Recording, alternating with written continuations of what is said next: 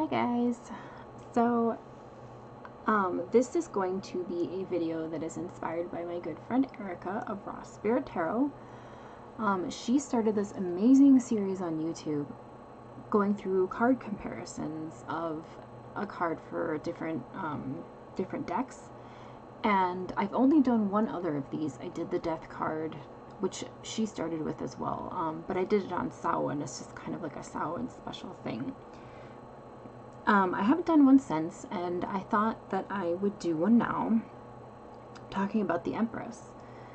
Now, the Empress is one of my birth cards. Basically, if you add up your birth date in a certain way in numerology, you can actually calculate down to a number that corresponds with one of the major arcana, and mine is the Empress. So, I actually didn't pay the card much mind until last year, when it became the card that I pulled for that would represent 2018. And 2018 became one of the most transcending, profound, heartbreaking years of my life.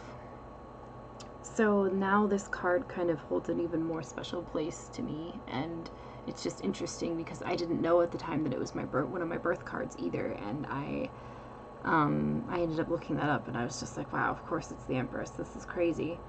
So the other interesting thing is that when I last did the only other card comparison video that I have done, which again was the Death card, I did not have a Rider-Waite-Smith deck.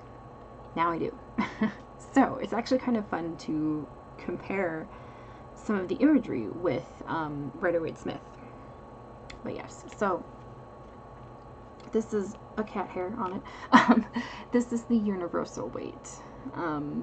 It is very, very much like the Rider-Waite-Smith. It is not much different at all. The artwork and the coloring is just slightly different. But yes, this is the deck that I got to study with. So this is the Empress in her original form. And she is beautiful. I love the star crown on her head.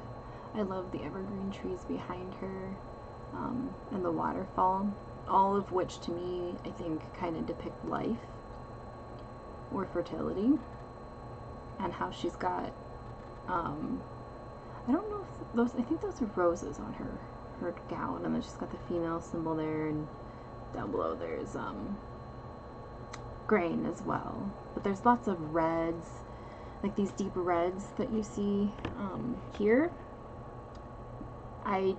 In my write-up that I did of this card, oh my gosh, just focus. Here we go. In my write-up that I did of this card, I actually felt like the deep reds depicted in here maybe were almost symbolic of menstrual blood. That was something that I thought. I don't know, I just thought that, but so, you know, she's very much like, she can have a motherly energy. She's very much femininity. She's very much fertility, but there's also sometimes we see her depicted as a empowering goddess or a warrior sometimes throughout these decks. So let's take a look and see what we got here. I might pick her up to reference her every now and then, but so some of these do have more of that motherly fertility aspect and others don't, but we're gonna start and go down the line. So this is the Mystical Cat Tarot, and I absolutely adore this deck. It is, if you're a cat person, like this one is just, it's such a cute deck, and I love the artwork. It's very it's a very sweet deck, but as you can see, she's on her lavish pillow. There's again the roses, as you can see right there, and then there is the trees in the background too. So very similar to Rider-Waite in a sense, and the pillows. Oh my gosh. And then she's got her kittens nursing, so there's definitely that, you know, motherly energy. I love her crown too. Again, there's the stars So that's got some similarities to Rider-Waite. They're more subtle, but this deck, there's some differences, quite a few in this deck, but I love this deck. It's a very, very cute deck. It's just a very, like, it's kind of a hug deck, which, you know, some decks I have are hug decks and some of them are not. This is the Wildwood. And in this one, she is called the Green Woman. So you can see, oh, there we go. And I like that she has a cauldron, but you can also see this figure down here with kind of that, looks like the, you know, the birthing canal opening up. That's actually kind of cool. I like that. That's interesting. And then she's got these little creatures on each of her hands. Really cool, and I just love her expression, all the greenery. I'm working with this deck this month, the Wildwood. I just got it at Half Price Books. I found it for $10. It's definitely a different deck. It's taking some getting used to. We're getting acquainted, that's for sure. This is Crystal Visions. This is another one that's relatively similar to Rider-Waite in most of the cards, but it has that fantasy spin to it. It's very, it's got a lot of the fantasy colors and just this type of imagery. But I really like this one specifically because she's got, you know, her pregnant belly. So this one's a very much like motherly energy. You can see other depictions that represent like that life and fertility. This camera, yes, there we go. See the apple, you can see butterflies, and then there's the grains, and she's got dragonflies down there. Once again, she's wearing some type of red, and there's the star crown on her. She's got the Triskelay on her staff. I love this one. This deck is also this is a very beautiful deck. If you specifically love fantasy art, Crystal Visions by Jennifer Galasso is really a beautiful deck. This is the Morgan Greer. Again, this deck kind of is, I think it was released in the 70s, and you can tell by looking at it. But I do like her position, her pose, her expression. She's, again, you see the waterfall behind her. She holds a flower, but she also has a shield. And she looks regal, but she also looks like you don't really want to mess with her. Like, I love this. And the other interesting thing is that she's got the moon at her feet, much like the High Priestess does in the Rider-Waite deck. So I thought that was kind of interesting. And also it looks like a pomegranate, which we all know is also symbolic of life, and rebirth and fertility. As if any of you know anything about Greek mythology and Persephone, you will know that reference. Here is the Star Child. This is probably one of my favorite depictions of the Empress. It's very, very different from Rider-Waite. She's got the moon phases above her, and she's in this just empowering goddess position. And you can still see trees and plants behind her with that fertility, but at the same time, it's more of that higher self, empowering priestess kind of goddessy imagery is what I get when I look at this card. I love this. The Star Child is just a beautiful, beautiful deck. So this was one of the cards when I was flipping through the deck for the first time that I was really taken back by, just because I just think it's so beautiful. And the Moonchild, which is also by Daniel Noel, same artist. I love this one. I love that she looks almost like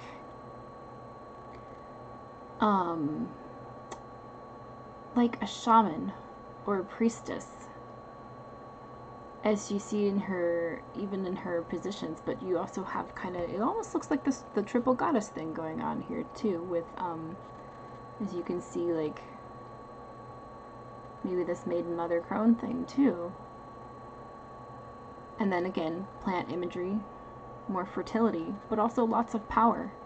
And the Moonchild Tarot has a lot of diversity in it as well. So if that's a deck, if that's something that you're really looking for in a deck, I can definitely say the Moonchild has a lot of diversity. But this card is, again, you know, it's very different from her other deck and her other Empress card, but at the same time, it's almost that same message, that same empowering, mystical priestess type archetype. That's just, I love it. I love it. This is the Revelations Tarot by Zach Wong. This deck has reversals on each of the cards. Oh my gosh. But as you can see, again, it's very similar to the imagery in Rider-Waite. She has the scepter in her hand. She's got the star crown. There's the trees behind her with the waterfall. But you can also see on the other side, it almost looks as though you have almost the four seasons. I mean, that's kind of what I'm seeing, is the four seasons behind her. And then what looks like Earth. And then this is the reversal. Oops. Webcam, why you no love me? There we go. As you can see, this darker imagery where she's inward and disconnected, and you know, almost like she's hiding parts of herself. And that's something that I think a lot of women suffer, or, you know, a lot of us struggle with, is that we hide parts of ourselves, because even now in this day and age, we feel like we have to, and we're still told how we should think and feel and all that. So that's something that I think is interesting imagery there. This is the Shadowscapes, and this image moved me so much that I contemplated getting a tattoo of it.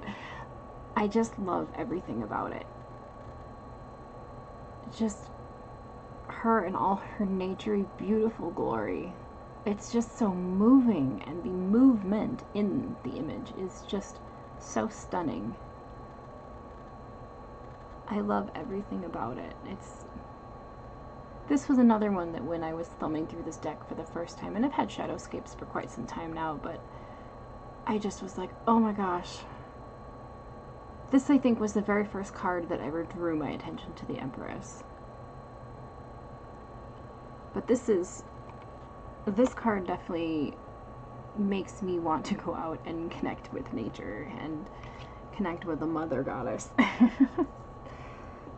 This is probably one of my other favorite depictions of the Empress. This is the Wild Unknown, and this is one of my favorite decks. I love this deck. So this is the deck that I drew my year ahead spread with, and I always use the Wild Unknown when I do that. So this was the image that had popped in my head when I saw that the Empress was my card of the year last year. And the last thing that the author, which is Kim Kranz, says about this card is, she talks about reconnecting with nature, and then she says, go outside and find the moon. And that stuck with me the whole year, especially when I felt lost in my grief or my pain. I would just remember to go connect with nature and to reconnect with all that made me who I am as a pagan and a witch. So it's funny, because now I look at this card, and if you asked me now if I was to get the Empress tattooed on me, it probably would be this one. Which I've seen Kim Kranz, I have her on Instagram, and she posts a few times that people have gotten tattoos of some of the Wild Unknown tarot cards, and she's just like, oh, my artwork is tattooed on people. That's incredible. I imagine as an artist that's got to be like the ultimate compliment. So this is the Goddess Tarot. And if I can, for the life of me, get this to focus. There we go. I've had this deck for a long time too. Again, I like there's even in I cannot for the life of me pronounce her name right now, but I know that she is a Navajo goddess. And as you can see from the fact that she's in the desert, but yet there's still fertility. And I think if I remember correctly, she's the Navajo goddess of change. I could be mistaken, but I'm not very well versed in her mythology, so please, I apologize for that. But I mean, I love this imagery. I love her pose. I love how you again have this that priestess archetype, that spiritual woman here, standing here with this open, receptive pose, where she looks like she's communing with nature around her. And I think that going back to this image, that's a lot of what the Empress represents to me. I mean, both of these images also depict that as well. So I do love that quite a bit. I think more so than the like mother goddess fertility that she can be depicted as. This is from Tarot de la Nuit, which is called Tarot of, which is translates to Tarot of the Night. I've had this deck since about Samhain, and I have not done a flip through on it yet because I actually have a little bit of mixed feelings about it. But I should make a video. Hello, Prudence. I should make a video and discuss this deck a little bit. But I do like this depiction. This deck is very gothic fantasy. But again, you know, she's sitting and there is fertility all around her, even in a gothic fantasy type deck. But her expression, I know that I think maybe she's supposed to look regal, but she kind of just looks bored. Just, why am I sitting on this throne? This deck doesn't have a specific title, I don't think. I think it's just called Tarot. But my friend Raquel, the Barefoot Taurus, gifted me this little mini deck, and it's adorable. I love it. It's so cute. It's the only like really small deck I have. If I can, oh my gosh, it's the most simplest image, and you just won't. There we go. Again, you still see that fertility, but I kind of made a joke about how I thought her hair looked like beehives. But yeah, it's a cute one. But I mean, it's a pretty basic image, so I don't have a whole lot to say on that one. And then we have the Santa Muerte Tarot, which is the tarot, my most recent deck. And I know I showcased this a little bit. But again, you know, there's that fertility. There's that deep red. Her scepter is a little bit different than the one in Rider-Waite, and I like the fan on her face. There's butterflies, there's dragonflies too, again there's that same imagery. But I specifically was really drawn to all the red in this picture. I just thought that there's something so deep and captivating about it. I'm not quite sure even how to fully describe it, but it's really beautiful. And last but not least, at almost 20 minutes, we have the Art Nouveau Tarot. This was the second tarot deck I ever bought, and I bought it in 2008 when I worked at Borders. I love Art Nouveau. I love the flowiness of it. Oh my gosh. There we go. Just something about all the movement in this type of artwork is very intriguing to me. But yet, she looks so peaceful. She looks so, again, this is an expression where she looks regal but not bored. But she's got, again, there's flowers and fertility, but there also seems to be that same theme of not so much apparent empowerment as you see maybe in some of the cards that I had mentioned over here, but there still is this kind of empowering imagery here. So that is the Empress and the tarot decks that I currently own. I have 2 more decks that I have actually that are on, you know, that will be on their way to me at some point here, that I will show you guys at some point, do walkthroughs of. But after that, I don't think I really have any intention on purchasing any more tarot decks for the year. I was actually discussing this recently with a few friends of mine about how the tarot decks that I have feel like close friends, and I'd like to get myself better acquainted with those close friends. So, and, you know, being an introvert, I do that anyway, in the sense of I keep a close circle of friends. So, so I hope you guys enjoyed this video of the walkthrough or the card comparison of the Empress. Once again, this was inspired by my good friend Erika of Rawspirit Tarot. I will share her channel as well as her website down below. She does readings and she's an amazing reader. I've gotten several readings from her and she's blown me away each time. So, that's all I've got for you today. I hope you guys love this, and blessed be.